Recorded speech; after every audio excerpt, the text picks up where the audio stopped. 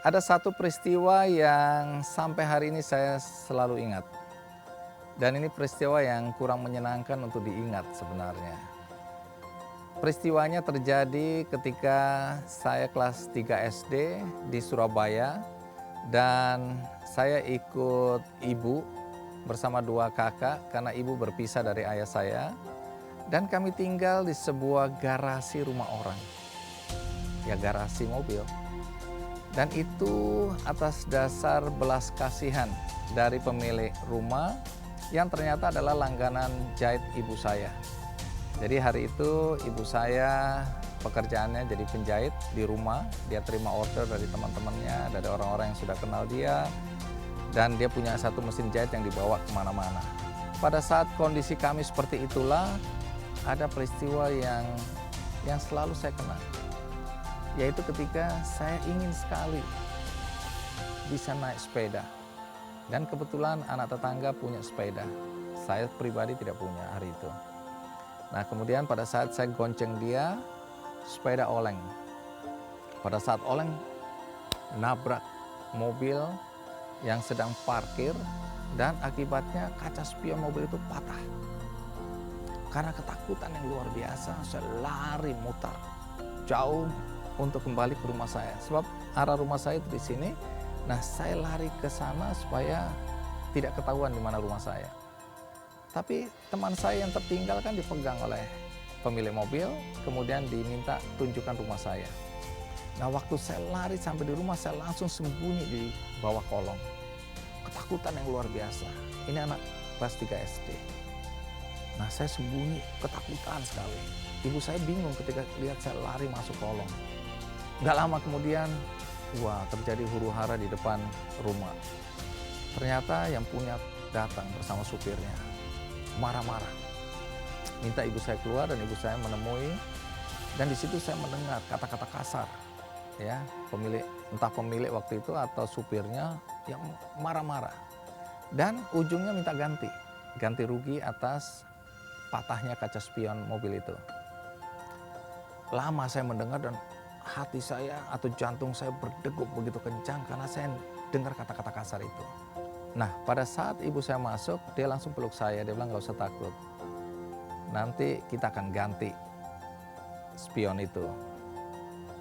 Singkat kata, setiap minggu orangnya datang untuk menagih angsuran kaca spion yang saya patahkan tadi. Padahal kita tahu, penjahit itu belum tentu dalam satu minggu ada orderan. Nah, kalau ibu saya tidak bisa bayar, kata-kata kasar itu keluar lagi. Jadi saya ketakutan setiap minggu pada hari di mana orang itu akan datang untuk menagih angsuran kaca spion, saya selalu gemetar, keringat dingin, takut sekali, saya sembunyi. Nah, itu berlangsung lama sekali, perasaan saya lama sekali. Karena ibu saya kalau ada uang baru dia bayar, kalau nggak ada uang mau bilang apa. Sejak itu, saya lahir satu kebencian pada orang kaya. Saya menganggap semua orang kaya jahat. Hanya karena satu kaca spion yang patah.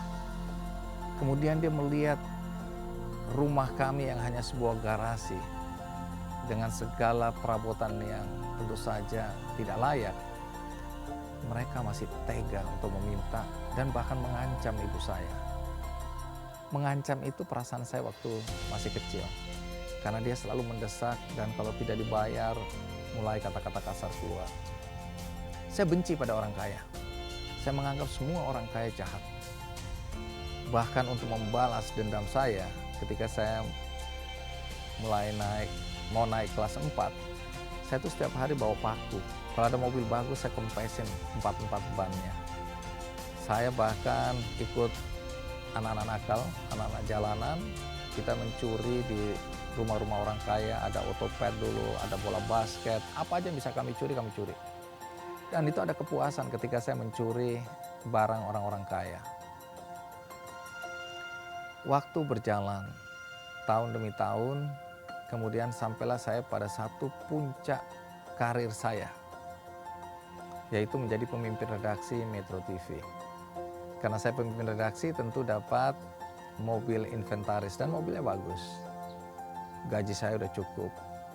Satu hari saya ada janjian pekerjaan, saya bawa mobil, saya biasa nyupir sendiri. Kemudian di Jalan HR Rasuna Said, ketika jalanan sedang macet, saya jalan pelan-pelan, tahu-tahu ditabrak dari belakang. Wah, saya kaget. Karena ini bukan jalan yang lagi kosong, lagi lapang, sehingga aneh kalau ada orang yang menabrak saya dari belakang dengan kecepatan yang cukup tinggi. Emosi, saya langsung turun mau marah nih. Tapi apa yang saya lihat? Ternyata seorang anak muda, ya, dia sibuk benerin motornya dan kelihatan ketakutan sekali. Dan seorang nenek-nenek pakai kain gitu ya. Dan saya lihat tangannya lecet, kakinya lecet. Tapi nenek itu begitu melihat saya langsung datang terus minta maaf. Maaf ya Pak, maaf ya Pak, maaf ya Pak. Aduh maaf ya Pak. Begitu. Nah waktu lihat anak muda itu sebenarnya emosinya masih tinggi. Tapi Tuhan hari itu langsung mengingatkan saya pada peristiwa kaca spion. Dek, kaget. Kenapa? Karena posisinya sekarang berbalik. Kalau dulu saya dalam kondisi ekonomi yang seperti saya ceritakan tadi, menabrak mobil. Dan sekarang saya melihat dari motor, penampilan orang itu dan nenek-nenek itu, tentu ini masyarakat dari kalangan bawah.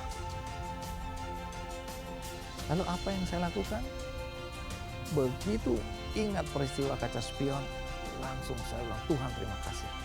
Dalam sekejap itu saya diingatkan. Karena saya mau marah tadinya. Langsung saya bilang, Bu, Ibu gak apa-apa? Gak apa-apa nak, gak apa-apa nak. Ibu gak apa-apa, terima kasih, terima kasih. Saya cuma bilang sama nenek, lain kali hati-hati. Saya lihat mobil saya penyok. Nah ketika di mobil saya bawa tenang sedikit, saya ke pinggir. Saya bilang, Tuhan terima kasih. Tuhan dalam waktu yang begitu singkat mengingatkan saya kembali akan peristiwa yang terjadi dalam diri saya. Kalau dulu saya dimarahin, kalau dulu saya diperlakukan seperti itu, hari ini nyaris saya memperlakukan orang seperti apa yang diperlakukan kepada saya waktu kecil dulu, kepada ibu saya waktu itu. Jadi kembali lagi teman-teman, ketika kita berada pada posisi di mana kita mungkin lebih baik dari orang lain, bisa aja kemudian kita melakukan hal-hal yang menyakiti perasaan orang. Kita tidak menyadari mungkin apa yang kita lakukan membuat orang lain menderita. Jadi sekarang saya selalu menakar-nakar. Apa yang saya ucapkan, apa yang saya lakukan, apakah itu akan menyakiti hati orang lain? Apakah ada anak-anak yang tersakiti kemudian memiliki dendam yang tidak bisa selesai? Saya beruntung karena dendam itu berakhir. Tapi berapa banyak orang yang oleh karena masa kecilnya yang tersakiti, terzolimi, dimarginalkan, diperlakukan tidak baik, yang kemudian bibit dendam itu tumbuh. Dan ketika dewasa, itu merusak akal dan budinya, sehingga dia berlaku kasar pada orang lain. Dia bahkan melakukan hal-hal yang destruktif dalam hidupnya. Jadi sekali lagi, siapapun kita, ketika kita hendak berbicara, mengucapkan sesuatu, hendak bertindak, bahkan mungkin kita dirugikan oleh seseorang, apakah kita harus membalas dengan perlakuan yang sama? Jangan. Karena ternyata dendam saya pada orang-orang kaya itu kemudian hilang sirna. Saya kemudian menyadari bahwa hidup itu tidak hitam dan putih. Orang kaya tidak identik dengan orang jahat. Jadi mudah-mudahan ini satu pelajaran bagi kita semua. Toh katakanlah mobil saya penyok, kan tidak ada orang yang memang dengan sengaja hendak merusak mobil kita. Ya kita relakan aja. Itu akan membuat kita lebih bahagia daripada kita marah, kita mengancam, kita minta ganti rugi. Toh sekarang ini misalnya mobil saya itu sudah diasuransikan. Jadi tidak dirugikan apa-apa selain ada waktu yang mungkin hilang 1-2 hari karena mobil harus ke bengkel. Itu tentu jauh lebih ringan ketimbang kita memendam perasaan dendam perasaan marah, dan kemudian kita berbalik merugikan orang lain. Semoga ini bisa jadi pembelajaran bagi kita semua.